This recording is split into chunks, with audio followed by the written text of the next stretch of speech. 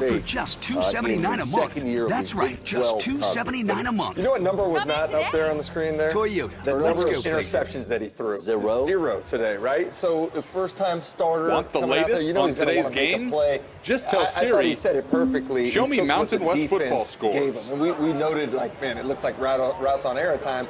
All right, a rule change from last year now permits the use of sideline technology. As a result, Mountain West Conference teams are excited to be using iPad Pro and iPad Air to review multiple angles of in-game video so coaches and players can make real-time adjustments, allowing athletes to compete at the highest level. The Aztec offense competing at the highest level right now. Licencia 42-yard field goal makes it 17-0 Aztecs with 8:31 to go. Here in quarter number 2 on opening night from Snapdragon Stadium. And obviously the running game. We got to see Hardy run the football in the defense. Steve Quist, J.R. Tolver, the Aztec Hall of Famer. Last year they were the best defense in the SEC when it came to third down. Did I get that Today, right? same thing. Only 2 of 14 for 2012 all-time leading receiver. Did a tremendous job, which is saying a lot when you got the likes of Darnay as we Scott. Look at who they have to play coming up. It's going to be important for them to play well on defense, especially Webster Slaughter. The defense was we've had some really great. And how many years did you have in the NFL? 4 years. 4 years and one with Dallas, or how many with Dallas? 2 with Dallas. Two with But Dallas. the offense was not explosive. We saw Happy it with tonight. how the But I'm not Micah letting you Parsons hear thing me worked out for your because Cowboys? before the game you were bragging about Matt Hardy. Me too. They're throwing on first down. Zealous rolls out, kind of lobs it up. It's incomplete. Chris Johnson in coverage.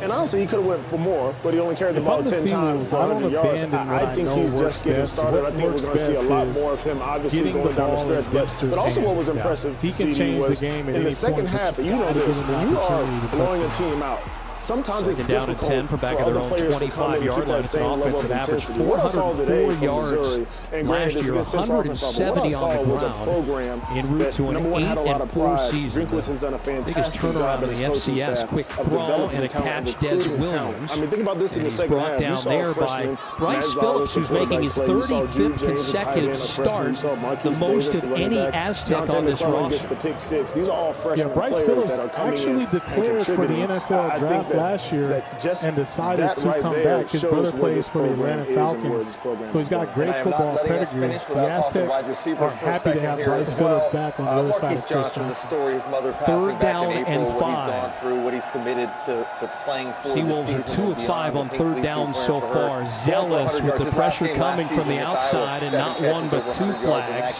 He was looking for Shakai Carson out of the backfield. Another guy playing for a different reason, coming back to the state of Missouri where he grew up in St. Louis, highly motivated. I think you could see what he's going to do playing that slot position. Hold everything Kenny Ray, as they call him. I'm excited about this group. You had a bunch of pass about catchers. this penalty Those two right guys here are going to be the headliners that take over for Luther Burden and Theo Reese now after they break down the pass. Holding. Number 134 on 5 catches for Marquise Johnson. They look really, really good. We're going to dive into this they got the hold, but on Bryce Phillips, maybe not the hold our viewers at home might have thought they saw, the Aztec fans.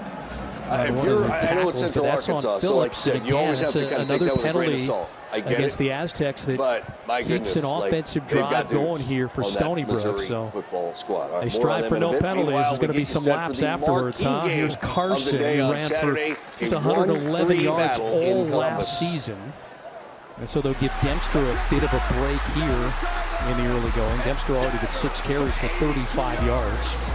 Tavis Tuioti, who had a sack in the opener last year against Texas A&M. Obviously, it's a tremendous matchup for both teams. It's a great matchup for Second down to 9 in week 1. We understand that this is a big opponent and a big game. Is going to take off and run. Is going to get grabbed from behind after a gain of only a yard. It's Ryan Henderson, a junior. He's one of those guys that's supposed to be in the pin back your ears package on 3rd down and 7. Yeah, absolutely. And we talked to Coach Orich about this, and he talked about Trey White and Ryan Henderson, Brady Nassar, August Sofani, Miles King. He said when they get in a situation where they want to bring pressure, watch for all those guys to be on the field.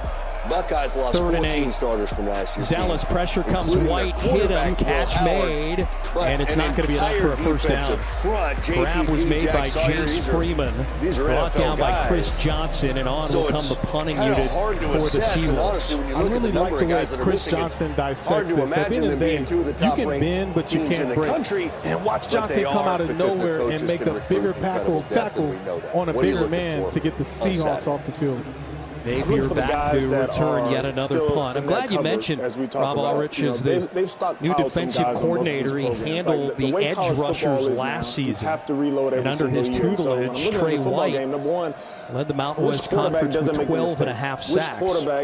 So now they have a new coach there. Which one's able to come into a highly intensified situation? Coach Rob, the defensive coordinator of Idaho, gets promoted in this system as Napier is down to the 22-yard line. Talked about all season. I'm really impressed. Who goes in and is able to operate their offense efficiently, not turn the football over, and for who is the moment Jaden Denigal, his night, the injury early, about 3 or 4 snaps in, he had to go out for a few plays. He yielded to Bert Emanuel, and then the trainers got him patched up. He's right back in and led him on now 3 scoring drives. Things are moving, but it still comes down to which leadership position, being the quarterback, can handle this moment. I think that Arch Manning is perfectly situated to do so. I'm glad you mentioned the the coordinator changes, because I don't think we've talked enough about that, right? Brian Hartline gets a chance to take over the offense again, looking at it now with a little more experience than the last time he held that position. But the Matt Patricia thing to me is interesting, because I think, you know this, in the NFL you have so much more time with the guys, and going up against an offense like Steve Sarkisian's that can put you in so many tough situations. I'm curious if Matt Patricia tries to do too much with these guys, to where maybe they're not playing as fast because they're thinking, or maybe they get caught out of position. So I think that's one of the keys in this game. You've got stability on the side of what Texas is doing. Kwiatkowski is one of the best defensive coordinators around. Sark with what he does offensively, going up against a couple new coordinators there for Ohio State, along with a new quarterback. I wonder how smoothly they're going to be able to execute on both sides of the ball. And Matt Patricia comes in. Jim Knowles was one of the best, most sought-after defensive coordinators in America. He's now at Penn State, as you mentioned, but there were about 6 programs that came after him hard when he left Ohio State. There's no doubt that's impactful. How do you gauge the team from Long Island? I was talking with in an era where they know if they lose, they could still be just fine. I got a kick out of this. A lot of the times when they commute to games, they're so far out on Long Island, they'll use the ferry to go to Connecticut. So when they go to New Hampshire, the whole bus will go on the ferry. They'll ferry across the Long Island Sound, and wherever, I don't know if it drops them off in New Haven or Bridgeport or whatever, and then they'll continue the rest of the way. So they've used it quite a bit for all their sports. Maybe their best regular season win last year, Texas A&M, a 10-point win on the road at Kyle Field.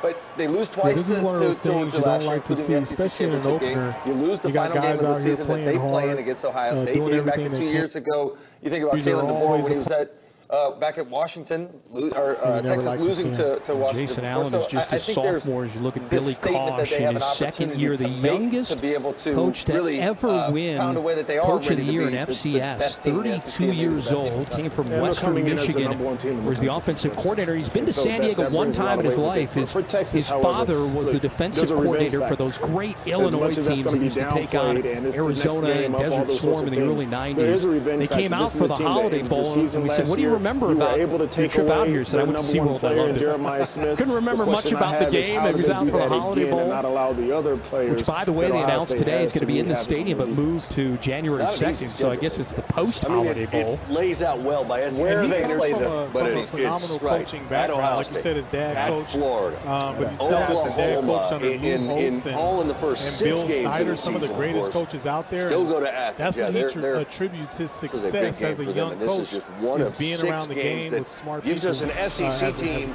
against another